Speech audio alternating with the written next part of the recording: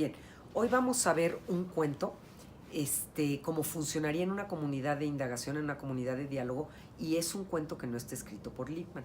Y de aquí aprovecho para comentarles que todos los cuentos pueden ser utilizados para hacer una comunidad de indagación, porque finalmente los cuentos hablan sobre distintas cosas. Entonces, si en un momento dado hay un alumno o tiene que ser tratado algo respecto, hay alguien que está robando o alguien perdió a un abuelito y está muy triste. Entonces siempre hay cuentos que hablan sobre este tipo de cosas. Entonces podemos tomar cualquier cuento para poder hacer una comunidad de indagación.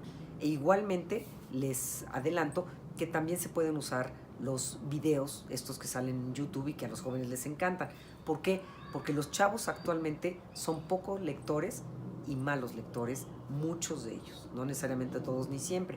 Entonces es difícil que hagan preguntas interesantes cuando ni siquiera entendieron lo que leyeron. Entonces muchas veces un video los atrapa muchísimo más de lo que los puede atrapar una lectura, y a partir de ese video pueden detonar el diálogo. Entonces, bueno, hoy les vamos a enseñar un cuento y cómo funcionaría dentro de una comunidad de indagación. Bien, este es el cuento. Vale la pena señalar que es un cuento que no tiene, fuera del título no tiene ninguna otra palabra, son simplemente imágenes.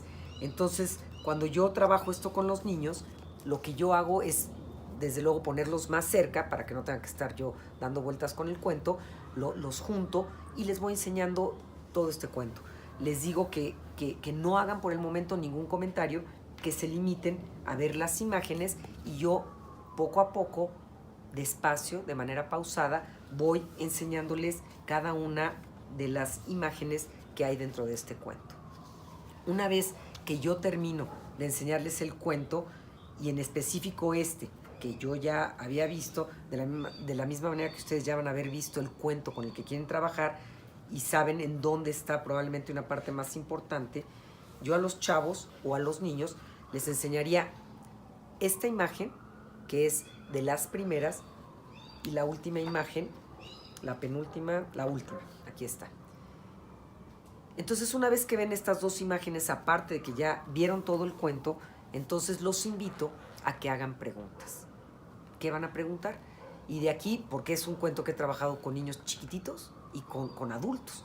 Y obviamente surgen un sinfín de preguntas, desde ¿por qué le quito una flor cuando había otras flores? ¿Por qué queremos siempre las cosas del otro? ¿Por qué peleó? ¿Por qué no la pidió? ¿Por qué muchas veces resolvemos las cosas peleando en vez de empezar por dialogar?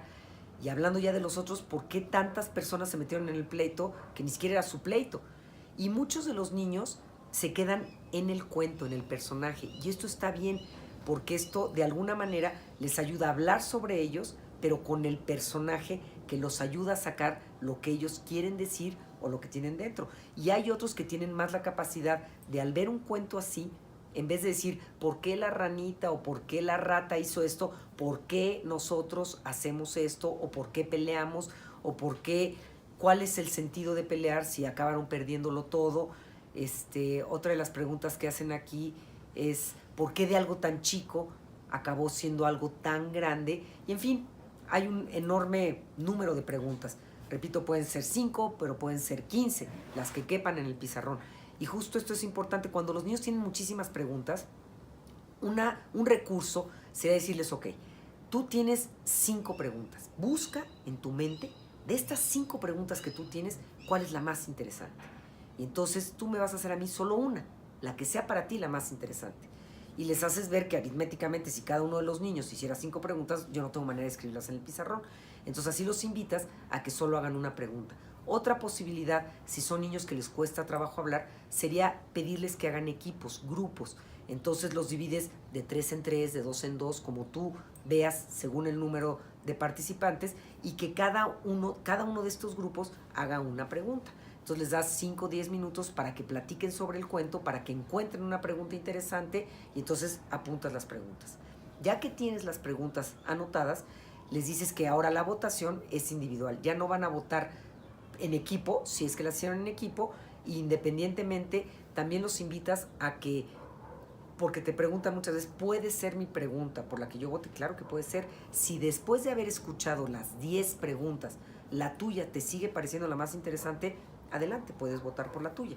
Pero si después de escuchar todas las demás ves que hay otra pregunta más interesante, pues vota por la otra. Otra cosa que se puede hacer con las preguntas antes de iniciar el diálogo es checar si hay preguntas que están diciendo lo mismo de distinta manera. Y en este caso hacemos grupos de preguntas, sobre todo cuando hay muchas. Entonces a lo mejor la 1, la 3 y la 5 están hablando del mismo tema, entonces las ponemos un círculo. La 2 y la 7 están hablando de otra cosa, entonces esas son las preguntas del triángulo. Para que a la hora de votar, pues a la hora que están votando por una, voten por las que son lo mismo. Entonces ya votan de manera individual y una vez que tenemos la pregunta que a la comunidad le pareció la más interesante, empezamos el diálogo filosófico a partir de esa pregunta. Bien.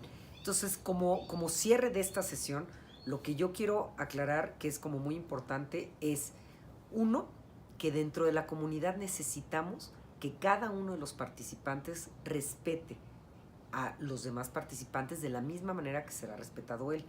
Para hablar es importante poner antes las reglas, es conveniente pedirles que levanten la mano y que una vez que, si varios levantan la mano a la vez, que tengan un poquito de paciencia para que el profesor le vaya dando la palabra en el orden que fueron levantando la mano o en el orden que él pueda, ¿no? Otra de las cosas muy, muy importantes es que cuando hablan tienen que dar razones por lo que están diciendo y, bueno, que escuchen a los demás y que tengan la capacidad de hablar, que sepan que puede decir lo que sea, que no hay nada que yo quiera escuchar. De tal manera, muchas veces los niños dicen, yo le pregunto, ¿esto está bien? Me dice, sí. ¿Sí está bien? No. Entonces ya cuando le dices, no está bien, ¿por qué no está bien? Entonces él descubre que no hay algo específico que yo quiero oír, que lo que yo le estoy pidiendo es que dé buenas razones para lo que él vaya a decir. Y también algo bien importante es que en esta comunidad muchísimas veces hay un grupo de niños diciendo una cosa, otro grupo diciendo otra cosa, y que a la hora que suena el timbre o a la hora que acaba la sesión salen todos tan contentos y tan amigos, porque el haber tenido una diferencia en un pensamiento filosófico no implica que tengan un problema en la convivencia diaria.